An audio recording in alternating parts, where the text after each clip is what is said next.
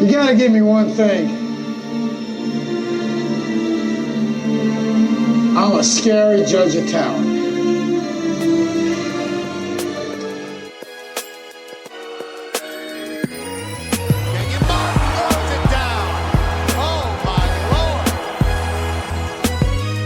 Adolphus Washington back-to-back plays. The Detroit Pistons select Luke Kennard from Duke University. Hey guys, welcome back. Another episode of the Triple Level Podcast. We've got a couple special guests today. Guys in Cincinnati who follow the grassroots circuit might know these guys. We've got Coach Trey Dees and Coach Dale Griffith, the directors of Orangemen Elite. And if you haven't heard about Orangemen Elite, it's a Cincinnati-based AAU program headlined by one of the top class of 2023 teams in the country, which would be kids who are starting their freshman year this month. And this past spring, playing on the Rising Freshman Division of the Adidas Midwest Circuit, the Orangemen Elite team won both the regional and national championships. So thanks for joining us today, guys. No problem. Thanks for having us. So, I want to start with you, Trey, and I wanted to add one more thing first, which is, I appreciate you guys coming on the podcast, but that I've also known you guys forever, and, both you guys played AAU for me in the Prophet days, so, what we're going to talk about today is going around Cincinnati AAU and building that in the city and trying to, do well by these kids, particularly the inner city kids where a lot of your guys are from, so talk a little bit about how you got into this, Trey, and developing this program and putting a team together, and then how it turned into becoming a team called Orangemen Elite.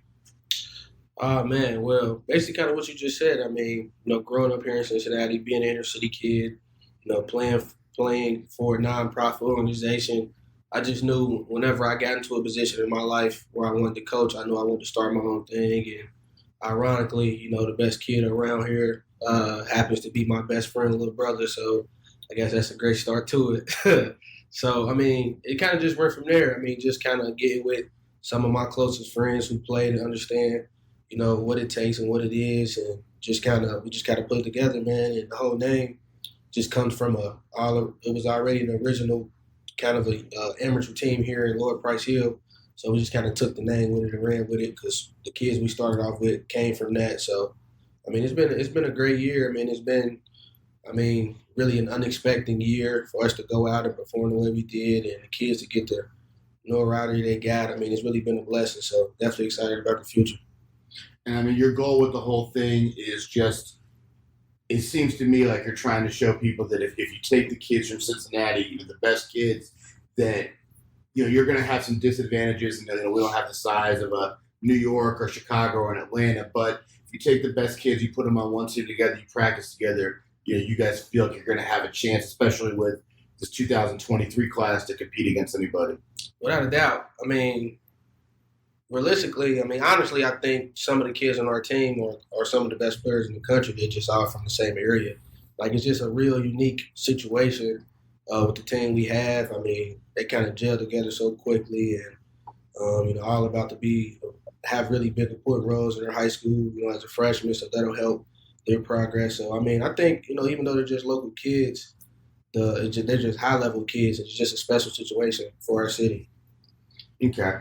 And then, I want both of you to touch on this. And you guys you played a lot of AAU together growing up for a lot of different programs and some AAU on different teams. But one of the knocks when you look at the state of Ohio, and this podcast, I think people from all over the state listen to it. And when you look at a Columbus or a Cleveland area, I'm often critical of Cincinnati that we don't do a good job of our top kids and more specifically our top adults working together.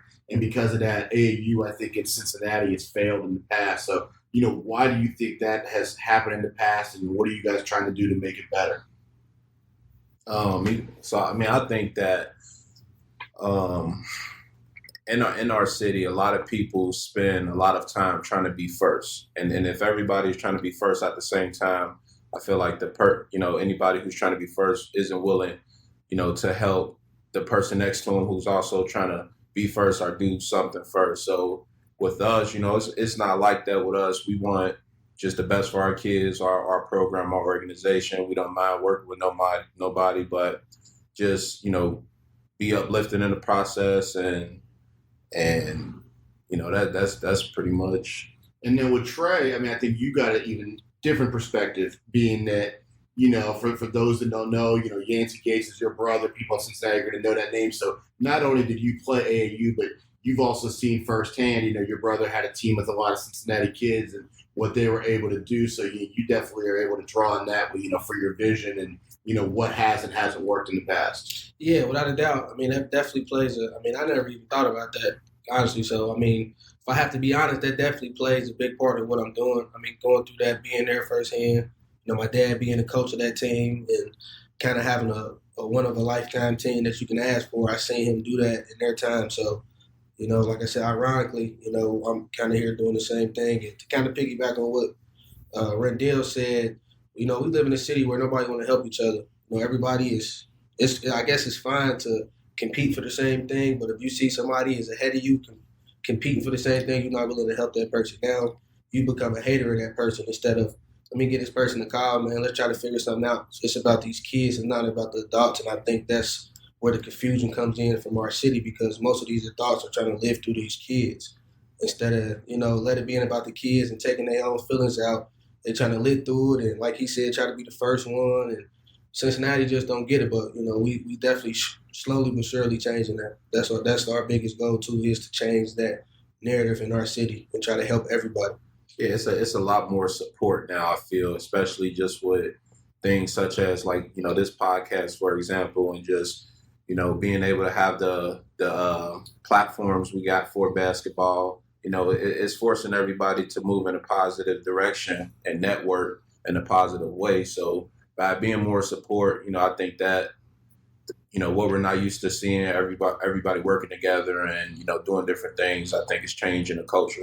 Well, one thing you guys did, and I know you guys started this team even though it was under a different name when they were in the 7th grade and then, had a really big year this year as an 8th grade. But, I've tried to do this many times in Cincinnati at the high school level, and I've had some success, but I've also had plenty of failures in that. And I think one of the problems is by the time they get to that age, they're so essentially a part of a clique at that age in this town. And it is probably true wherever you live. And, one thing when Orlando Berry had the really good all-hat purple teams, and he told me the reason he was successful was because he had great parents and he got them young. And I think that's one of the things you guys have been able to develop, which is your kids are friends. They want to stay together. So when inevitably people try and pull them apart, they've already got a relationship there.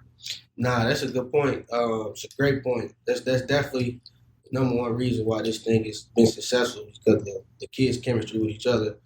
We could do whatever as adults, coaches, or whatever, but if they're not on the same page, it's not going to work. And it's their thing. We make them understand that this is y'all life, this is y'all time. We just here to help guide y'all, and they embrace that. And they got a real brotherhood. Rayvon Griffin and Chandler Starks, our two biggest players, are like best friends. So everything else just kind of trickled down from there. Yeah, the kids really drive the vision of the organization, and that's where it starts. That determines how successful and how far the program will go.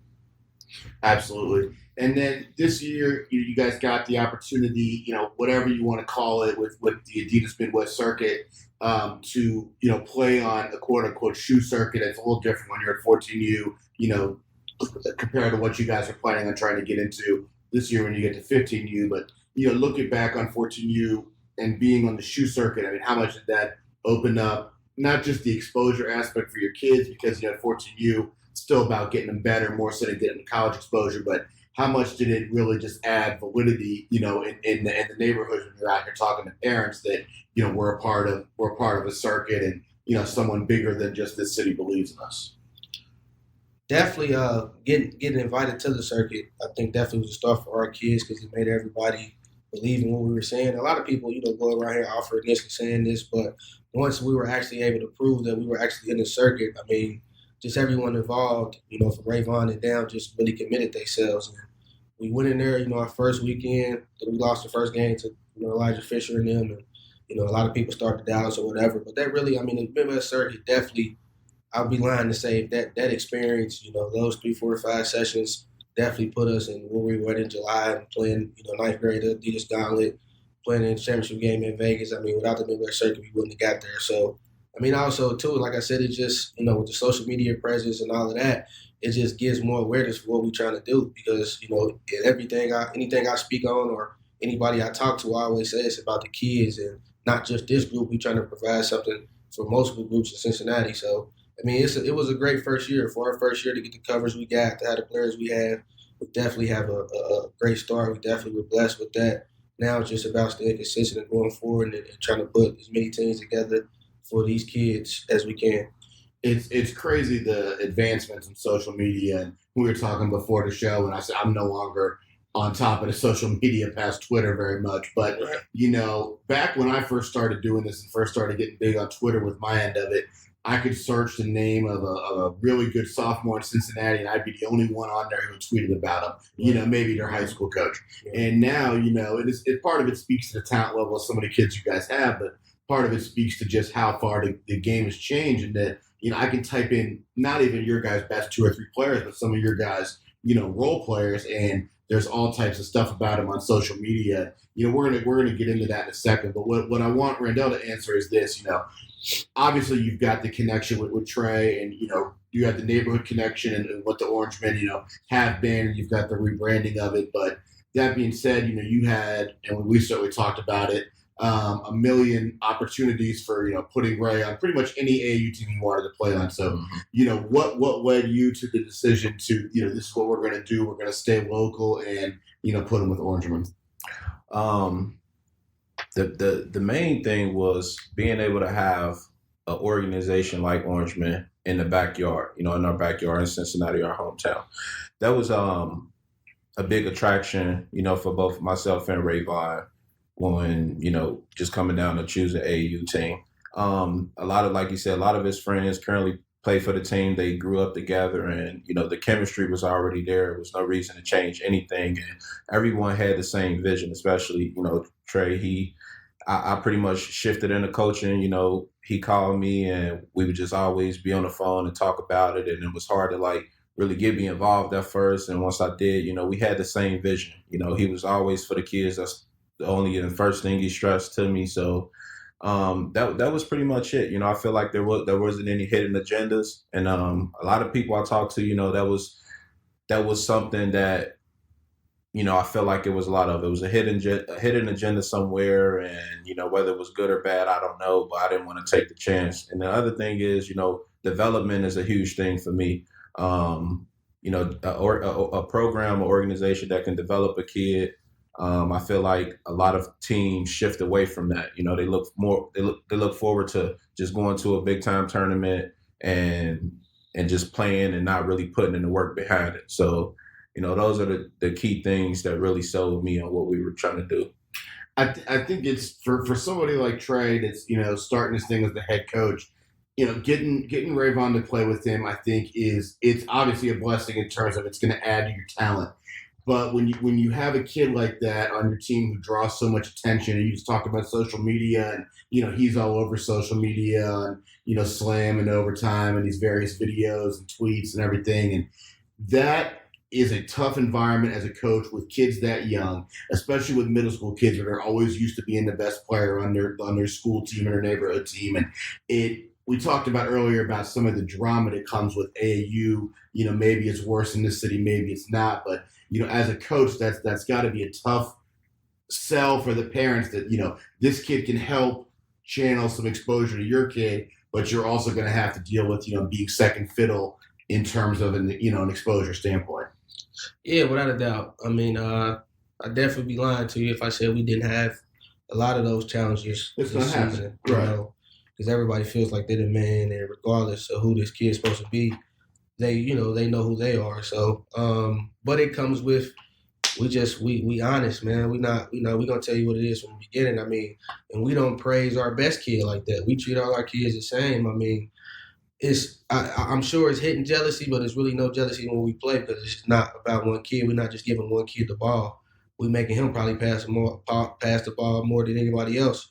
So I mean, I think that was it, because we didn't show any favoritism from day one. Like, yeah, okay, your kid is good. This kid is honestly better, but we're going to treat both of them the same way. They both can come here. They're going to earn their minutes. They're going to play hard. They're going to defend, or, they're not going to play. So I mean, just holding everybody accountable. I've coached good players. I've had good turnout in terms of college coaches and scouts and video guys at AAU games that I've coached in. I've certainly done the other side of it, being the scouting side myself, watching other teams. And one thing that's very difficult as a coach is limiting those distractions. From a number of your kids, we're getting attention from those guys, but when you look at having video cameras at every single one of your games as 14-year-old kids, that's very difficult to, number one, keep those kids focused on the game. Number two, keep those kids focused on playing the right way and not playing to the camera. But I think the biggest one is avoiding those kids, developing egos. Yeah, I agree with that, man. I mean, it was tough at first. We went through our challenges, but I mean, it all worked out, man. Everybody trusted the process of it. We figured it out as a family, as a group, and that's why the season went the way it did. Well, one thing, Randale, I talk to you about just about every day, which is, I think if you have one role, with your brother, is to try and limit distractions in his life and limit people getting to him. And that is just so hard right now with social media and the other aspects of it, as he gets older, as he enters high school. And, I thought it was something that was possible. And then, we had our first 2 open gym sessions for my company, and it's 75 Hoops guys. And, there are a lot of cameras there watching Rayvon. And, I learned even more, not just the distractions, but the pressure that's on him, and that, everything he does is being scrutinized. I mean, how is not just his coach, but his family, do you try and limit those distractions from him? Yeah, I definitely, we definitely try to limit, all distractions, and it's something that I had to learn and adjust to. I think I probably put just as much pressure on him as anybody else was at first, because I wanted him to be so great and really develop into what he can be. But once I learned, my role, just pretty much just constantly talking to him and just letting him know, be aware of this, be aware of that. Anything can happen. Learn from other people. Situations are mistakes, and we read up on a lot of stuff. Like myself, Trey, and the other coaches, we have like our personal group text. So every day we constantly sharing stuff amongst each other, just as far as things that's happening in the basketball community with players, good or bad. So we constantly picking each other brains on how we can take that back to our kids and just orientate them on those type of things and what not to do, So, the pressure, I try to take that off him as best as I can, and just pretty much limit, everybody access to him. Cause I know, Instagram is a huge thing for a kid, in 9th grade with 76,000 followers. And yeah, so I try to, constantly just stay up on his Instagram and, just ignore certain people and just let it be what it is. Well, one of the other aspects that I noticed, I don't think this is true of just Ray. I think it's true of kids all around the country, and I think it's true of several kids that play on your team, which is they become, when you look at the neighborhood team, the 8th grade team. It's small level basketball, but they become such a superstar at that level that I think it's easy for them, especially as pre-teenage kids, to develop this mindset of, this is as good as it gets. I'm the superstar of the neighborhood. I've got all the fame that goes with that, and I can take my foot off the gas. And we talk on this podcast a lot about, the ones who make it to the next level, from whatever level that is, high school to college to the NBA, et cetera. You have to have such a desire to improve. And to me, especially when you take the video aspect that comes with, a lot of the times comes with dunking, but might not come with, the overall skill package that you need to have. It is very tough to keep these kids motivated on improving, which is why it's not uncommon now. You see the kids who were the dark horse that didn't get any attention, that stayed hungry, becoming the better players. Yeah, I mean, it's a lot of, we have a lot of kids who, if you would have asked us 5-10 years ago, we would have said he's definitely going to the NBA, and they're probably not in the NBA today. Probably really didn't even play high major Division I basketball. So, we constantly go to, our guys as much as we can. Look, you haven't made it yet, despite what, how many views you got on this, or, what this person said, or what offer you got. Nothing is guaranteed. You always gotta, work for it. So that's something I'm constantly drilling in, Rayvon head on a daily basis. Never get content. And that's something, Trey stressed to him as well. anytime you comfortable, then you're doing something wrong. One thing I've tried to stress, to you guys, and when I've spoken with Rayvon and spoken to one of your other kids after an 8th grade game this year, the varsity coach asked me to talk to him, and I told him, the number one thing, and I said this to you a million times, both of you, I think, is that, at the end of the day, 4 years from now, no one's going to care who the best 8th grader was. They're going to care who the best 12th grader is. And, as a coach, it's not easy to get kids to understand that. But, Trey, that's got to be one of your big message points. Yeah, that's kind of what I repeat to them every day. Because like you said, around here, they local superstars. And, I'm sure they have mindsets like they've made it. But we, like Randale just said, coaches, the parents, and everybody involved constantly tell them, like, no, this don't mean anything. I tell them, like, we had a good 8th grade year, but this don't go – nobody's going to remember this. Like, what we do going, forward is what we're going to remember by. I mean, I got a chance here to be the first team in Cincinnati ever to go to the level that we're trying to get to. So, I mean, that comes with a lot of pressure. That comes with a lot of hard work. But, I mean, all the adults involved, have the right mindset, so they'll buy in eventually. From a coaching standpoint, 14U is an interesting year because, you're fortunate enough to coach enough kids that are going to be impact guys on the varsity, whether they're starting or not, they're going to play. Not all of them, but, a good amount of them. And that is an interesting dynamic because you're taking kids who every one of them was the best player in their 8th grade team. They've never not played. They've never not been one of, if not the best player. So in preparing them for high school, now some of them are going to come off the bench. Most of them are not going to be the best player on the floor. Probably none of them are going to be the best player on the floor when they play big games. They will eventually, but not this year. So, that's the intriguing thing for me when I watch these top freshmen is, how do they understand that and, how quickly can they adjust to the game? I mean, well, to be honest, we've made the coaches, me, Randale, Cam, everybody else involved, Coach Keith, are students of the game. So we make our players students of the game. So we constantly, just have them, as we learn, they learn. You know what I'm saying? And so that plays a big part of it, or that plays the biggest part of it, is they understand, like, I told them last year, like, all of y'all, if y'all mindset is not to start varsity, then you're on the wrong team. Like, now maybe you might not do that as a freshman, but that should be your goal. So we're going to practice and compete like varsity teams, varsity kids. So they already had the mindset, leaving school ball in 8th grade, coming to us, that this is like varsity basketball. When we get the kids out getting ready to play, how practices, how tough, this is about to be like varsity. So that's why now, 90% of our kids are starting or right there, in the varsity teams. One thing I learned a few years ago, and it's funny that it speaks to how old I'm getting, man. They just graduated high school. But if you look at DeMarco Bradley, and he had that all-Ohio Red team that was really good when they were in 4th grade, maybe even younger than that. And they went all the way through to 8th grade. And he had his son and Krishan Stringer both, play for him varsity basketball at Taft. And having played in whatever they used to call it back then, the junior EYBL, the Rob Taylor thing, having played in that, those kids played in similar stuff to what you guys played in this year with the circuit. And, some people feel one way or another about that stuff at that age. But what I noticed and I learned is having played in those pressure games and playing those big competition games, having played against guys who are bigger, stronger, more athletic, which you're always going to find on the circuit with how many teams there are, those kids were more ready for varsity basketball. I went and I watched them play early. They played at Woodward as freshmen. I said, both of those kids out, they made plenty of basketball mistakes, of course. Right. But they weren't afraid of the moment. And most freshmen are afraid of the moment because how can't they be? They don't have the experience. That's coming with being 14 or 15 years old. But, your kids having had the extreme pressure of the circuit and being a team that everybody stays in the gym to watch after their game, your kids probably have a leg up on the competition on that. Oh, without a doubt.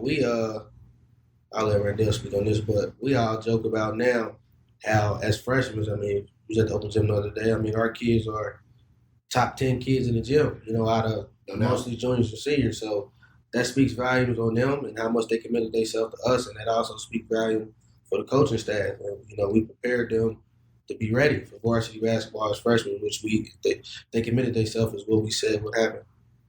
No, it's a great point. I'll let you speak on it right now, but that's a great point in that, when I can only think of 3 or 4 kids in 7 or 8 years as freshmen have played in my open gym.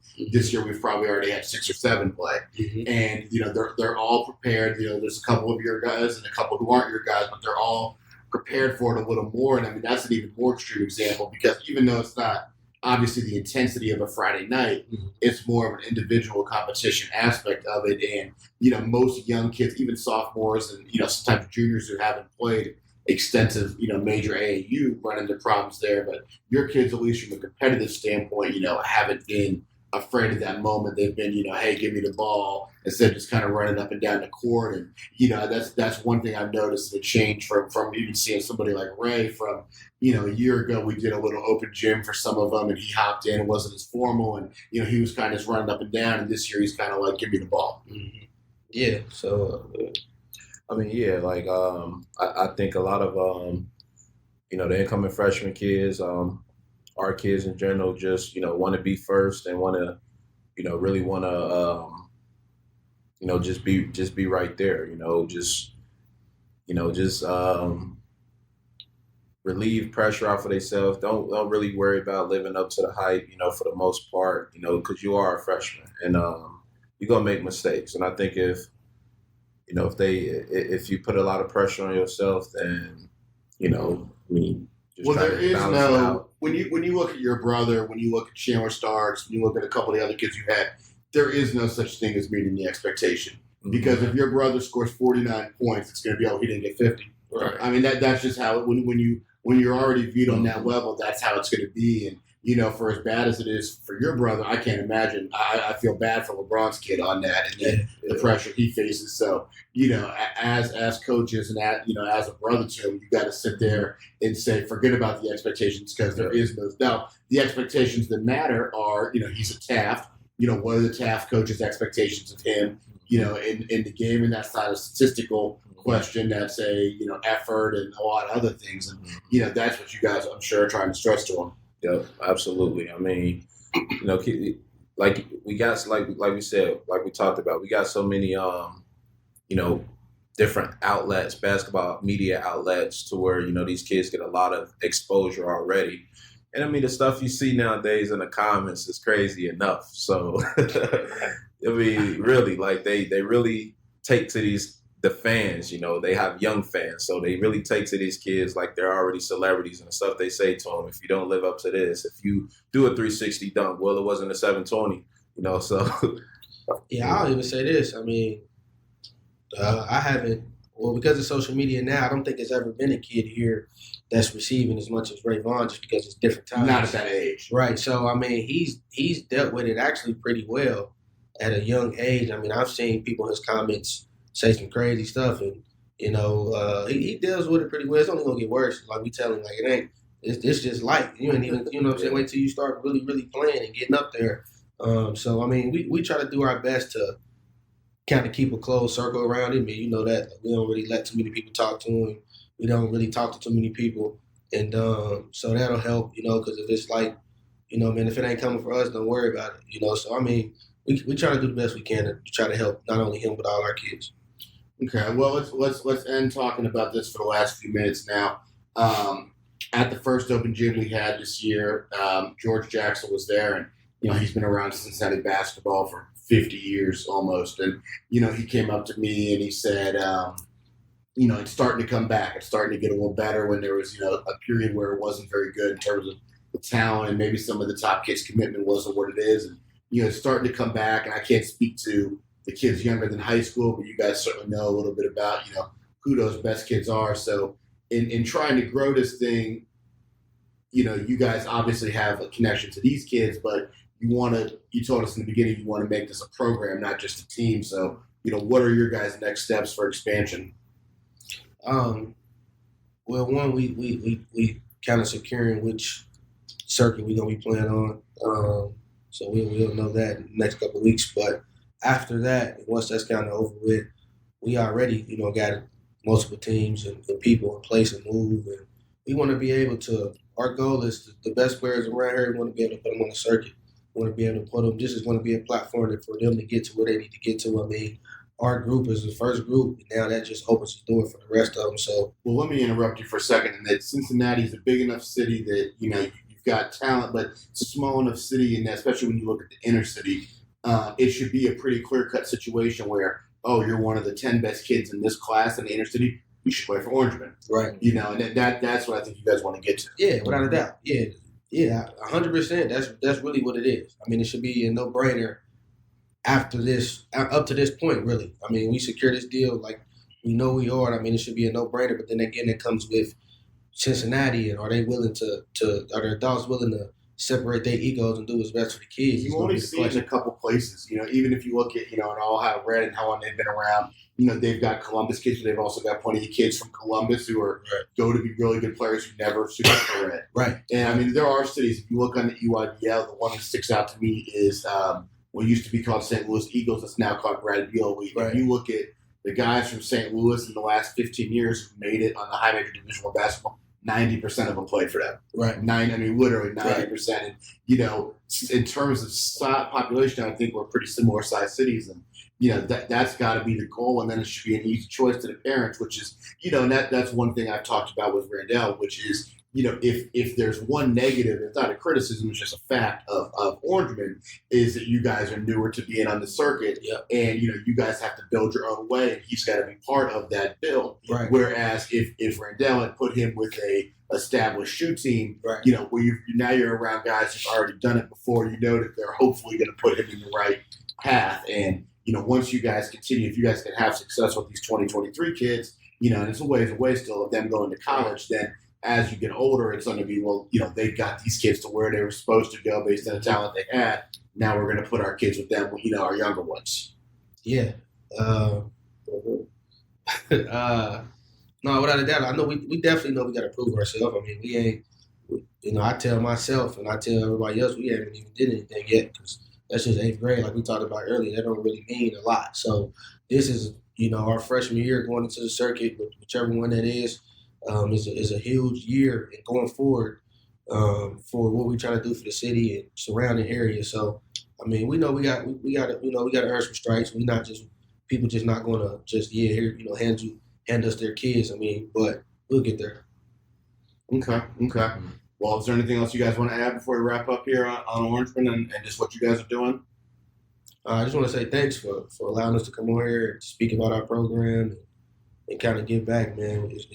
I'm happy to have you guys. I mean, I sincerely love both you guys. I mean, fortunately, I see Randale just about every single damn day at work. And, Trey, you and me talk all the time, and we never really lost touch. And it's really, it means a lot to me that, like I said, I don't have regrets of how I did AAU stuff coming up. I mean, I had my failures and I had my successes, but I feel like I did it the right way, and I certainly put the most effort I could put into it. So if it didn't work out, I don't feel regret for that. So it means a lot to me that you guys are taking the next step, and some of the old guard that maybe I'm not as big of a fan of is being replaced by guys who I know have the right intentions, and it's going to be really fun to follow, man. So thank you both of you guys for coming on. Absolutely. Appreciate it, so, ladies and gentlemen, thank you for listening. That was a Triple Double podcast with Trey Dees and Randale Griffith of Orangemen Elite. For Jason Morrow, I'm Corey Albertson. Thank you for listening. 31.